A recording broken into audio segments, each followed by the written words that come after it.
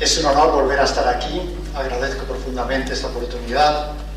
Me siento en casa, aunque estoy en Roma, venir aquí a Murcia, a este centro teológico, es para mí siempre una gran alegría. Y me han pedido que les hable sobre el libro que últimamente he publicado en la BAC, Crisis Económica, una propuesta franciscana, un libro que ya ha sido traducido también al italiano y al portugués. Empezaré resumiendo brevemente lo que dice el libro, muy brevemente, y después me centraré en un aspecto concreto, porque el tiempo es limitado.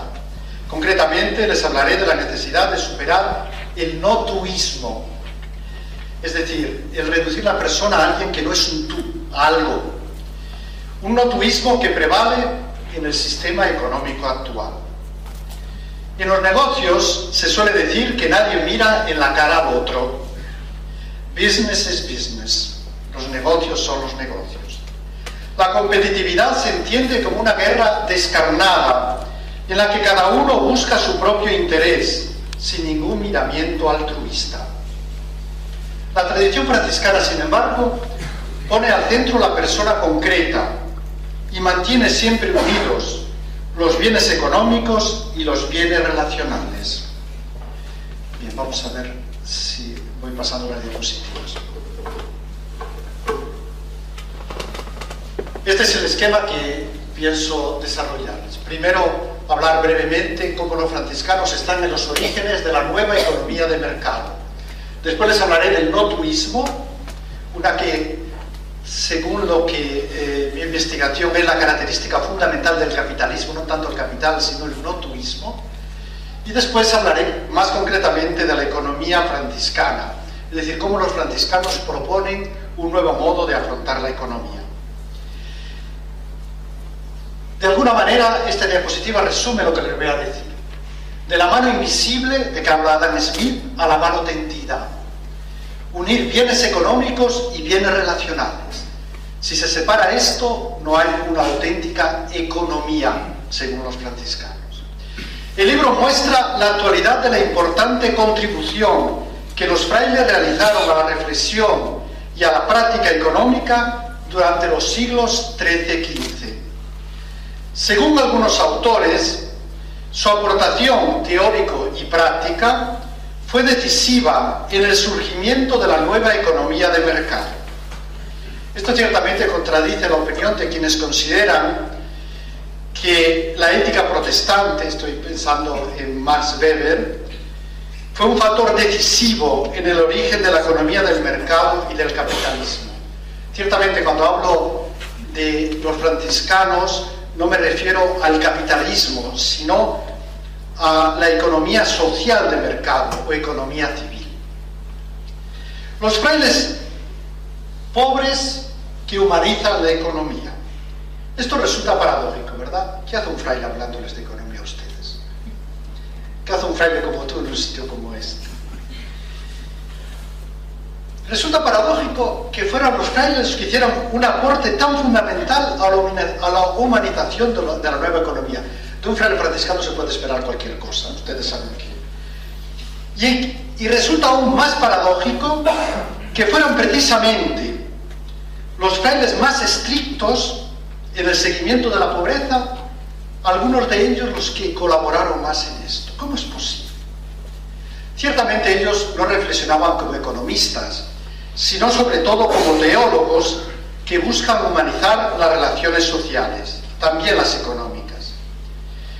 Esta resulta más significativa si tenemos en cuenta que en aquella misma época muchos literatos de renombre como Dante y Boccaccio insistían en los peligros de la nueva vida mercantil, mientras ensalzaban la sobriedad de la anterior vida rural.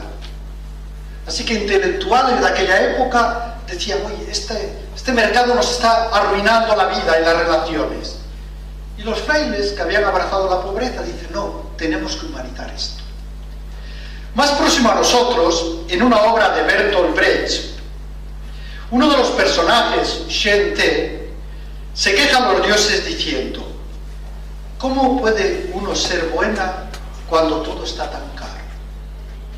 Y los dioses le responden, desgraciadamente no podemos hacer nada en ese sentido. Los asuntos económicos no son de nuestra incumbencia. Esta neta separación entre lo económico y lo religioso no tiene nada que ver con el Dios bíblico, que escucha el grito de su pueblo oprimido en Egipto. ¿Cuáles son entonces los principios que orientan la economía franciscana? Los principios en torno a los cuales gira el libro. Serían 4: libertad, gratuidad, fraternidad y bien común. La escuela franciscana defiende el primado de la libertad como raíz de la razón, que dice Scotto, mientras que Tomás de Aquino sostiene más bien la fórmula al contrario, ratio radix libertatis. Todo es fruto de una libertad amorosa. Por eso, antes que animal racional, el hombre es un ser libre y relacional. ¿Qué es lo más específico del ser humano? Normalmente decimos, somos animales racionales, ¿verdad?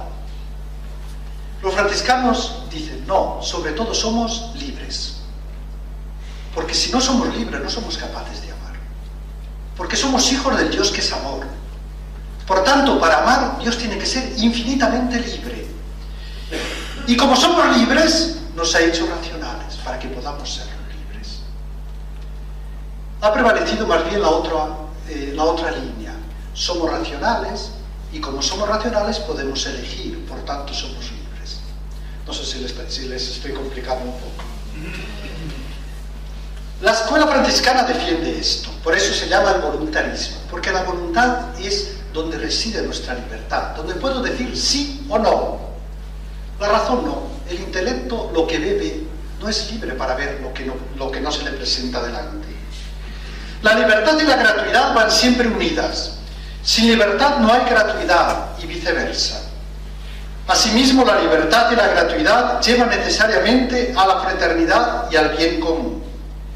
Reconociendo que todo es fruto del amor, el ser humano se siente movido a la donación de sí mismo y al encuentro respetuoso, desinteresado con todos los seres. Pues estos 4 principios están presentes en cada uno de los capítulos del libro. En el primer capítulo se insiste en los aspectos negativos que han provocado la actual crisis económico-financiera. La falta de ética y de democracia interna ha generado desconfianza. La falta de bienes relacionales ha debilitado en la gente la sensación de bienestar. En el segundo capítulo me centro en San Francisco de Asís, cómo ha vivido estos 4 principios. El tercer capítulo, la tradición franciscana. El cuarto, se analiza en modo sistemático cada uno de ellos, en base a lo que se explicó en los anteriores. Y en el quinto se muestra cómo estas respuestas de ayer siguen siendo hoy útiles y sugestivas. Veamos entonces el no-tuismo.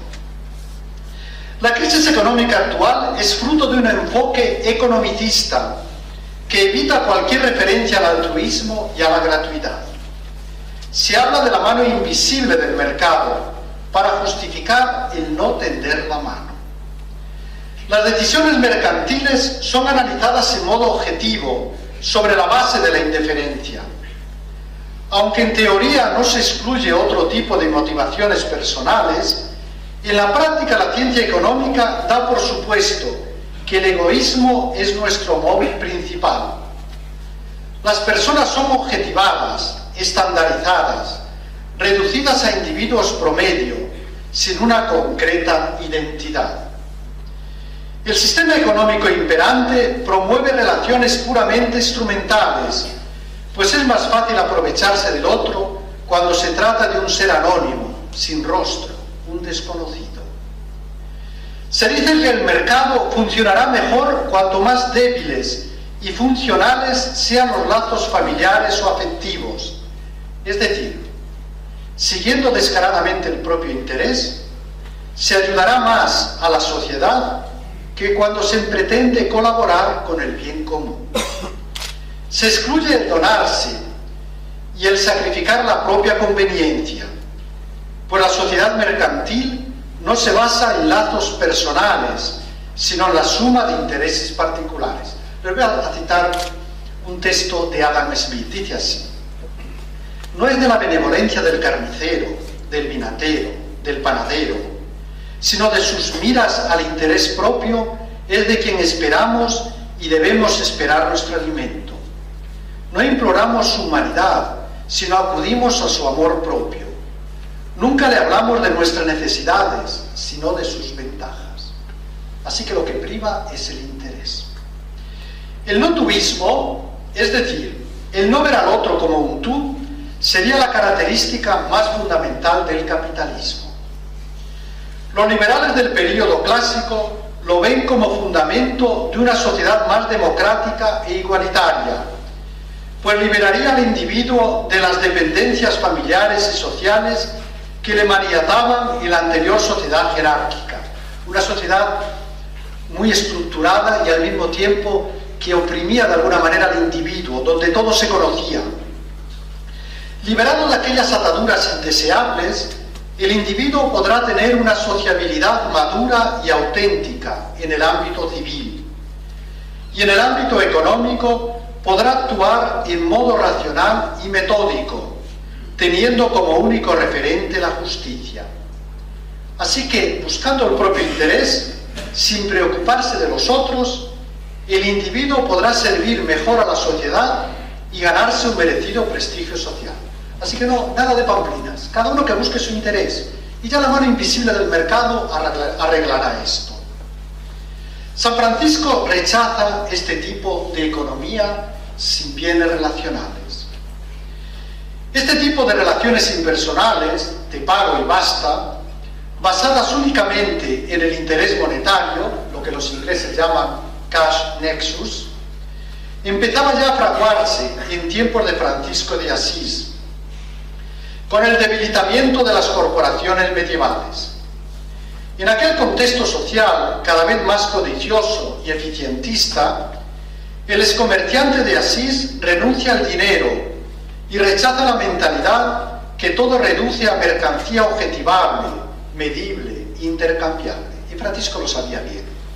Su padre era comerciante y él también lo había sido. Las personas y todos los demás seres creados tienen un valor que va mucho más allá de su importe monetario. En esa línea responde al obispo de Asís, cuando el obispo le dice: pero no estáis exagerando, esta pobreza es demasiado, no vais a soportarla. ¿Por qué? ¿Es que tenéis que hacer penitencia? Y Francisco le dice: Señor, si tuviéramos algunas posesiones, necesitaríamos armas para defendernos, y de ahí nacen las disputas y los pleitos, que suelen impedir de múltiples formas el amor de Dios y del prójimo. Por eso no queremos tener cosa alguna temporal en este mundo. Fíjense cómo Francisco, cuando da razón de su pobreza, no alude a motivos ascéticos o penitenciales, sino relacionales. Siendo pobres, podemos ser hermanos universales. No tenemos que defendernos, porque podemos entrar en relación afectuosa con los demás sin tener esas ataduras. Contradiciendo estas intuiciones del pobrecillo de Asís, en los siglos sucesivos la ciencia económica se construye en base al homo economicus, egocéntrico, utilitarista, predecible, tan condicionado por las motivaciones económicas que no sería realmente libre ni capaz de gratuidad. Más que de seres individuales únicos, se habla de ejemplares genéricos de la especie. También el socialismo cae en esto. La concepción antropológica mecanicista ha sido también su error.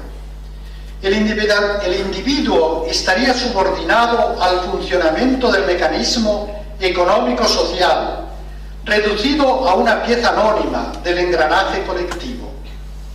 Para conseguir una sociedad más humanizada en el futuro, no se duda en sacrificar al hombre que vive en el presente. Por tanto, habiendo eliminado el rostro del otro, habiéndolo reducido a una variable más, el bien total toma el lugar del bien común. Con el progresivo afianzamiento del no-tuismo, la economía de mercado deja de perseguir el bien común y asume como objetivo la maximización de los beneficios, dejando la distribución al Estado y la reciprocidad a la sociedad civil. Así que se hace esta distinción neta. El campo económico es una guerra en la que cada uno tiene que buscar solamente el propio interés, porque así todo funcionará mejor, se producirá más riqueza. Y esa riqueza que se produce, después el Estado se encargará de distribuirla. Pero en el campo económico ahí no se habla de gratuidad. Primero se hace la guerra y después el Estado y la sociedad civil tendrán que curar a las víctimas de esa guerra. ¿No sería mejor evitar víctimas en vez de primero herir y después tener que curar? La filosofía utilitarista de Bentham dará un notable impulso a esta tendencia. La persona concreta queda supeditada a la autoridad material. Se justifica que cada uno busque solo su propio provecho, sin preocuparse del prójimo ni de la comunidad. Así es curioso cómo el interés va cambiando y se va convirtiendo en un ideal. El libro este que ven en la diapositiva, esa autora que influyó tanto en Greenspan, que durante 18 años, como saben, estuvo al cargo de la Reserva Federal, por tanto fue de los hombres más influyentes del planeta, dice: The virtue of selfishness, la virtud del egoísmo, el egoísmo como una virtud. Así que el egoísmo, que en la época premoderna se consideraba siempre un vicio, con Adam Smith pasó a considerarse un vicio privado, pero una virtud pública. En el ámbito público hay que ser todos egoístas, porque así la economía funciona mejor. Y actualmente se convirtió siempre en virtud, privada y pública, con tal de que vaya unido a la prudencia y a la templanza. La búsqueda del bien común presupone que el mercado es un mecanismo éticamente neutro, sin don ni perdón. En él no estarían en juego valores, morales, sino solo estrategias y cálculos. Por tanto, se puede acertar o errar, pero no pecar o ser reprobable. Nadie se siente responsable del otro, pues la persona no es respetada como valor absoluto. Por el contrario, se acepta como inevitable el que haya víctimas y el que se excluya o elimine a los demás, a los más indefensos o inútiles, como los ancianos, los discapacitados, los embriones. Por tanto, es una economía sin bienes relacionales, y sin bienes relacionales no hay felicidad pública.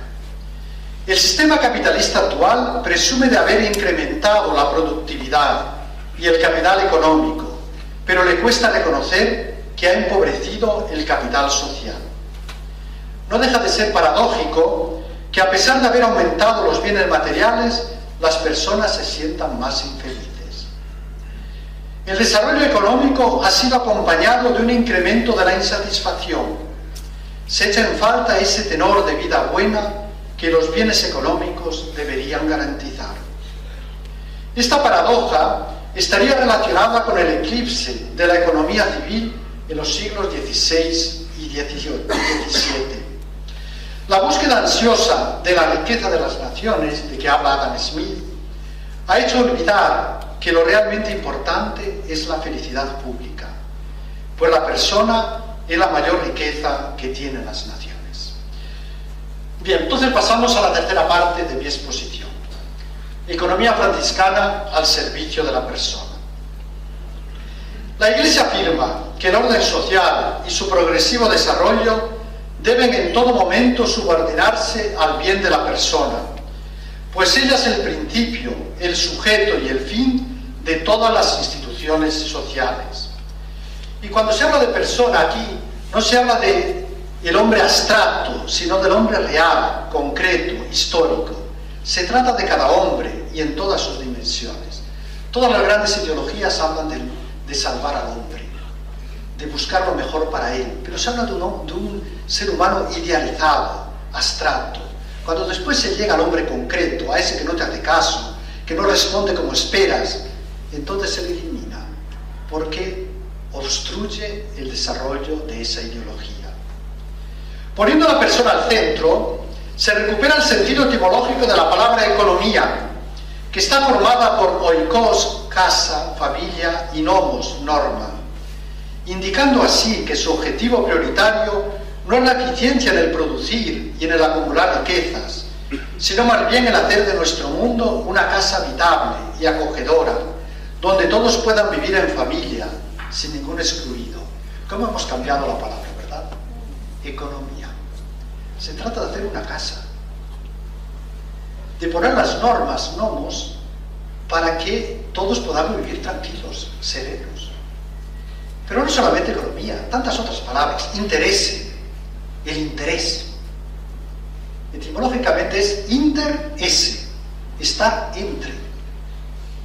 La palabra competición, competere, no es una guerra descarnada.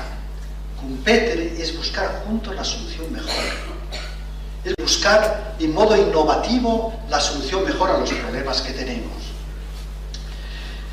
Entonces, los franciscanos, en este contexto, durante el periodo medieval, cuando ya esa ligazón que unía al individuo con el grupo, esos pequeños feudos, se iba rompiendo, cuando la gente ya empezaba a no conocerse, porque en las ciudades cada vez había más población, en ese momento en que cuando hacías un trato con el otro, ya nadie te garantizaba que lo fuera a cumplir, porque ya no pertenecía a una corporación medieval, ya no había ese lazo que si él se rehusaba, tú ibas al otro y sabías que lo iba a obligar. En ese contexto en que empezaba a predominar el te pago y basta, un contexto anónimo y eficientista, los franciscanos tratan de humanizar esa nueva realidad económica. Como les decía,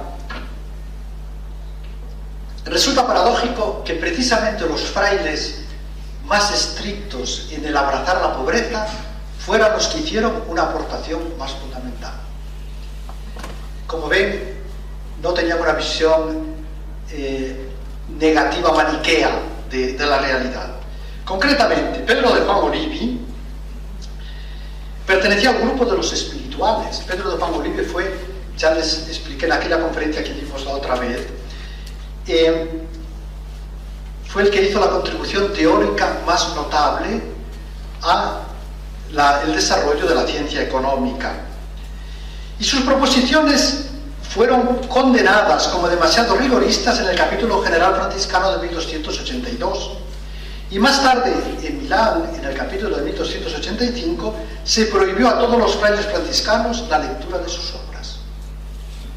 De hecho, no hubiéramos sabido nada de Pedro de Juan Olivi si no hubiera sido porque más adelante Bernardino de Siena recoge eso que había dicho Pedro de Juan Olivi y lo publica, de hecho, muchas veces sin citarlo. Recoge párrafos enteros y lo vuelve a reproponer. Pero ya antes de Bernardino de Siena, Juan Dulce Escoto, Alejandro de Alejandría, habían usado esas ideas de este fraile riguroso en la pobreza, pero al mismo tiempo cercano a la gente. ¿Y por qué era cercano a la gente? Y porque no tenía una visión maniquea de la realidad, no era fundamentalista. La pobreza que él había abrazado sabía que no era para todos, porque vivir es producir. Su pobreza era por el reino de los cielos. Como no era maniqueo y veía que la gente sufría y tenía dificultades para conseguir los créditos que necesitaba, se puso a tratar de reformular la ciencia económica para que la usura no se considerara usura todo, para que se pudieran dar créditos. Hizo una notable contribución en este sentido. La aportación de los franciscanos se encuadra en una concepción humanista de la economía, normalmente identificada como economía civil, que garantiza la libertad del mercado sin supeditar a la persona a la eficiencia.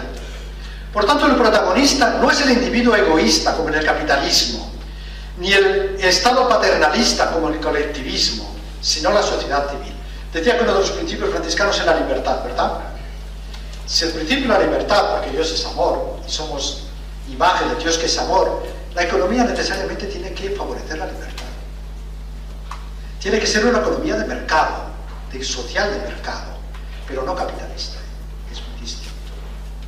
El capitalismo anula el rostro del otro, se centra en el capital y no mira en la cara a nadie. Una visión positiva y esperanzada. La opción de los frailes no se basa en motivos ontológicos o maniqueos, sino escatológicos. Todas las cosas son buenas, pues Dios es el único principio, y al mismo tiempo son relativas, ya que Él es el único sumo bien. La pobreza de los frailes muestra que nada ni nadie debe entorpecer nuestro caminar hacia Él, y la relación afectuosa con los demás peregrinos. He hablado a veces de la distinción entre el peregrino y el turista. Dice Bauman que estamos en una sociedad para turistas. Usa y tira, acumula. El peregrino no puede acumular, porque si le pesa mucho la mochila no puede ir adelante. Pero necesita de las cosas, y necesita de los otros, porque se le crean ampollas en los pies, porque no es capaz de ir adelante. Cada uno que se le acerca a su compañero de camino, que acoge afectuosamente. El turista usa, consuma y se marcha. Y hasta que la muerte nos separe, se convierte mientras esto funciona. Gracias a su visión positiva de todo lo creado, los frailes no caen en aquella añoranza de tiempos pasados que se aprecia en famosos literatos, como hemos visto. La clave de lectura, por tanto, es el inter esse. Es el interés, sí, pero el interés en el sentido etimológico, el estar entre. Eso que dice ahora Papa Francisco, ¿verdad? Una iglesia en salida, un ir a la periferia, un estar afectuosamente cercano. Los frailes se sienten afectuosamente unidos a la gente de entonces, viven entre ellos, les conocen por nombre, no se protegen del bullicio ciudadano, recluyéndose en monasterios alejados, ellos viven allí, en los burgos, y cada día escuchan lo que la gente está viviendo. Aún en nuestros días se recuerda la figura del fraile limosnero, que no se limitaba a recoger donativos, sino que también ayudaba a los más necesitados. ¿Cuánto bien hicieron estos frailes? Estos frailes que iban familia por familia. Y sí, pedían limosna, pero muchas veces llegaban al convento sin nada. Porque en unos sitios daban y en otros recogían. Pero sobre todo escuchaban, escuchar, estar entre. La suya era una presencia amable, cercana, que acompañaba la vida de las familias.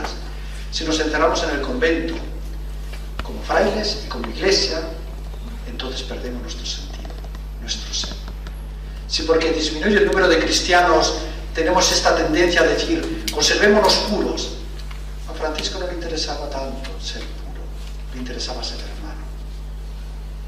De hecho, en sus escritos, hasta 179 veces repite la palabra frater, y componitas ninguna.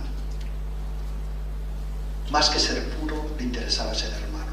Por eso a veces dicen, bueno, si no vales, si eres muy inteligente, para los jesuitas, si no, para los franciscanos, eso recogen todo. Y es cierto, es cierto, pero tiene que ser hombre de Dios, si no es persona de Dios. Pero si es persona de Dios, no importa si es inteligente o no, porque es un don divino. Y yo no puedo no es formar un grupo de élite, es formar un grupo de hermanos. Por ejemplo, conocen a Leopoldo de Albandeire, capuchino, beatificado en 2010. Pues es uno de estos frailes limosneros, que nos muestra ese inter esse. En los siglos XIII-XV, el encuentro diario, cara a cara, estamos en la época también de Facebook, pero sería para otra conferencia hablar de Facebook. Es un gran don, pero hay que ver cómo se usa. Con todo tipo de gente facilita el que los frailes sientan como propias las dificultades de quienes intentan abrirse camino en la nueva economía y no disponen de los medios necesarios o sufren la explotación de los usureros. Pero no solamente en el aspecto económico. Cuando Francisco manda a sus misioneros, le dice, la primera forma de evangelizar es estar allí, afectuosamente. Y no se pongan a predicar hasta que no estén seguros de que es voluntad de Dios. No vayan allí a provocar, estén afectuosamente, pero nunca nieguen que son cristianos. No es renunciar a la propia identidad, no es el sincretismo, es el estar entre, afectuosamente. Así pues, el bien más deseable Es la relación con el otro y con los otros, el estar entre los bienes relacionales. ¿De qué valen los bienes económicos si no van acompañados de los bienes relacionales? Decía Tácito que cuando das un regalo, si el otro no te lo puede devolver, en vez de generar agradecimiento, genera odio. Porque el otro se sentirá inferior y entonces reaccionará mal. Pero si hay bienes relacionales, no sucede eso. Si tú eres mi hermano, la fraternidad, ese principio que les decía, si tú eres mi hermano y necesitas de mí, yo te doy. Y aunque no me puedas devolver, no importa, porque estoy recibiendo mucho más de lo que yo te estoy dando. Y si necesito de ti, te lo pido con toda confianza, porque sé que eres mi hermano. Y sé que lo que me das no es por compromiso. Por eso Francisco, cuando mandaba a sus frailes a la limosna, digo, vayan a la limosna. Y no se avergüencen, porque ustedes la piden por el amor de Dios. Y eso que ustedes ofrecen vale mucho más de lo que los otros le dan. Por tanto, hay un sacro comercio. Otra palabra que habría que cambiar el significado. Hemos cambiado todas las palabras. El intercambio, este es el riesgo que les decía del llamado capitalismo caritativo. En los últimos años he ido bastantes veces a Estados Unidos en el verano y en algún sitio he visto escrito: Dios salve a nuestros ricos. Se promueve el capitalismo caritativo. Los ricos, además de generar riqueza, dan limosnas. Ese capitalismo caritativo, en el que los ricos aparecen como benefactores de la humanidad, pues incrementa la riqueza total y además son generosos con los pobres que no saben ganarse la vida. Resulta humillante el sentirse objeto pasivo y anónimo de la caridad ajena. Esa es la diferencia entre altruismo y fraternidad. Si el otro no tiene un rostro, si no es importante para ti, entonces estamos hablando de altruismo. Tú te estás mirando al ombligo mientras das la limosna. Pero si el otro es importante para ti, entonces los bienes económicos que estás dando, hay también un intercambio de bienes relacionales. Y entonces sí, ahí no hay problema. El intercambio de bienes materiales, para ser plenamente humano, tiene que ir acompañando del intercambio de bienes relacionales. Por eso la limosna tiene que ser insertada en un contexto relacional. Fíjense, por ejemplo, Francisco, cuando juzgaba a los otros pobres, él quiso ser el más pobre de todos, ¿verdad? Y sin embargo reconocía que nunca lograría serlo. ¿Por qué? Porque él se sentía estimado y apoyado por la comunidad. Mientras que aquellos indigentes, los pobres involuntarios, eran considerados culpables de una pobreza extrema que causaba horror. Por eso Francisco le dice a sus frailes: deben gozarse cuando conviven con personas viles y despreciables, con pobres y débiles y enfermos y leprosos y los mendigos junto al camino. Cada persona que encuentre tiene que ser para ustedes un hermano, independientemente de la apariencia o la utilidad. ¿Qué visión más relacional de Francisco? Esa capacidad de comprender que no se trata de cosa material. Incluso su pobreza no era tal, porque él era apreciado y los otros no. Y la mayor pobreza que debemos tener es el no ser acogido por el otro. Establecida esa presencia amistosa, los frailes intentan ayudar a cada persona en modo personalizado, porque la persona tiene que estar al centro. Así que desarrollan distintas iniciativas. El pan de San Antonio es para los pobres de necesidad, aquellos que no pueden valerse ya por sí mismos y que no tienen capacidad de iniciativa.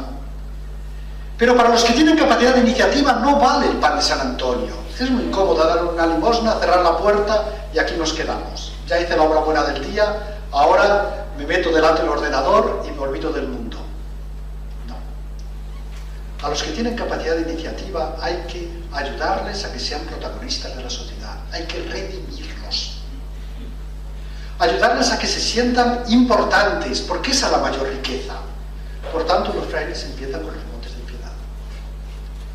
A dar pequeños créditos para que esa gente pueda empezar a ser protagonista. Y esos montes de piedad no dan a todos igual, dependía de lo que necesitaba cada uno, de las propias necesidades. No tengo mucho tiempo, por eso estoy abreviando, no sé cuánto tiempo me queda. Ya terminé. Me quedan -5. Una ayuda personal. Si pones la persona al centro, si los bienes relacionales son importantes, entonces al momento de ayudar, tú sobre todo has de sentir bien al otro. Tantas veces no podemos ayudar de otra manera, simplemente estando al lado del otro. De la solidaridad a la fraternidad. La Revolución Francesa habló de égalité, fraternité, liberté, ¿verdad? Pero la fraternidad a los 4 años ya la quitaron, era demasiado peligrosa. Eso de fraternidad, no. Una sociedad puede llegar a ser solidaria sin llegar a ser fraterna. Cuando estuve en Japón, si les conté, teníamos ahí un centro teológico, no fui por turismo, pero bueno, también un poquito. Me presentaron un juego que me dijeron que era el juego de los japoneses. Era un italiano que me lo decía. Era un montón de muñecos, creo que ya les conté esto, pero por si acaso. Y me dieron un martillo, me dice, mira, tú tienes que estar atento. Al primero que levante la cabeza, ¡pum!, para que todos iguales. Ninguno levanta la cabeza por encima del otro. Eso podría ser solidaridad. Ayudar a que todos tengan el mínimo, lo justo. Fraternidad va más allá. Fraternidad, además de eso, es ayudar a que cada uno sea el mismo. Y como tú eres mi hermano, no tengo envidia, aunque sea superior a mí en esto. ¿Por qué voy a tener envidia? A veces en las comunidades hay unas envidias. ¿Por qué voy a tener envidia? Tu riqueza me enriquece. Por eso Francisco de Golet decía, ¿quién es el verdadero fraile menor? Decía, el que tiene la capacidad de oración de como aquel, el que es capaz de trabajar como aquel otro. Iba relatando las cualidades de cada uno. Todos juntos forman el verdadero hermano menor. Qué mosaico más bonito, ¿verdad? La fraternidad, que va unida, lógicamente, a la libertad. Que el icono de libertad para nosotros es el Cristo crucificado. No es esa libertad que dice, mi libertad empieza donde termina donde empieza la del otro, por tanto le empujo para ver si consigo más espacio, ¿no? Es la libertad para amar, para donarme. Francisco, por tanto, no tiene un modo monolítico de hermano menor. El mercado, por tanto, no es una guerra, es un espacio de encuentro, de relación. Un espacio donde se favorecen las relaciones interpersonales y se ayuda a reforzar la comunidad. Los frailes, había 2 grandes modos, ellos querían formar la comunidad, la comunitas cristiana. Por tanto, había 2 grandes modos, a nivel espiritual la Eucaristía y a nivel físico la economía. Todo ha salido del único principio que es Dios. Por tanto, todo es bueno. Todo es bueno. Incluso el alma del diablo es buena. Salió de Dios. Se corrompió él, pero originalmente es bueno. ¿Por qué entonces renunciaban a todo? Porque eran peregrinos. Querían mostrar que el reino de los cielos es el valor supremo, el único absoluto es Dios. Nada nos debe entretener, pero todo es bueno. Por tanto, de tener esa capacidad de valorizar al otro en sus cualidades, en sus dones, de valorizar cualquier ámbito de la realidad humana. Los frailes no tenemos miedo, no debemos tener miedo a nada, pero tenemos una visión de fe. No es casualidad que la expresión dar crédito exprese este doble sentido. Te doy crédito si creo en ti y te doy crédito si te presto dinero. Si no me fío de ti, no te prestaré dinero. Si no hay bienes relacionales, la economía no va. ¿Por qué cayó el sistema económico actual? Porque llegó un momento en que se perdió la confianza. Había habido abusos, se perdió la confianza. ¿Por qué en 1341 se llegó a aquella crisis en que narro en el libro en Florencia? Porque diversos factores se unieron para generar desconfianza. Y la gente empezó a quitarnos el dinero de los bancos. No se fiaba ya de nada. Dar crédito. Para que la economía funcione, tenemos que dar crédito. Termino. El no turismo está a la base del actual liberalismo económico, sin reglas y sin supervisión. La ausencia de ese contacto humano directo con el rostro del otro facilita todo tipo de inmoralidad, como por ejemplo el exhibicionismo. Es curioso como personas en la televisión dicen lo que nunca le dirían a su mujer o a su marido. También el abuso en Internet, que denotan una evidente falta de responsabilidad ante interlocutores desconocidos y lejanos. Pero no solamente eso. La guerra moderna nos permite matar a miles de personas sin mirarlos en la cara, limpiamente reducidos a figurinas en la pantalla de un ordenador. Qué fácil es matar desde Nebraska a los que están en otra parte del mundo. Lévinas había comprendido esto. Siendo hebreo y tratando de explicarse cómo se llegó al holocausto, dice, es que la filosofía occidental ha puesto el yo en el centro de todo. Y se mira el ombligo. Tenemos que poner el tú, el rostro del otro. Ese rostro que despierta en mí mi capacidad de ser persona ética. Cuando se reconoce el rostro del otro y se le respeta como a un hermano, aumenta también la productividad. Es curioso. De esto habría que citar muchos ejemplos, pero ya no me deja el director, así que termino. Ahí radica el éxito económico de grupos sociales con fuerte cohesión interna y con valores éticos bien definidos. Necesitamos potenciar esa economía de rostro humano, que pone a la persona concreta al centro en el contexto de la comunidad. El principio de fraternidad, promovido por los frailes, se opone radicalmente al no turismo capitalista. Para los frailes el prójimo no es un ser anónimo, sin rostro, ni tampoco un competidor al que hay que derrotar o burlar para proteger los propios intereses, sino un hermano del que me siento responsable. En cualquier intercambio con él son más importantes los bienes relacionales que los económicos. Por eso, cuando tiene dificultades, le tiendo la mano, en lugar de abandonarlo a la mano invisible del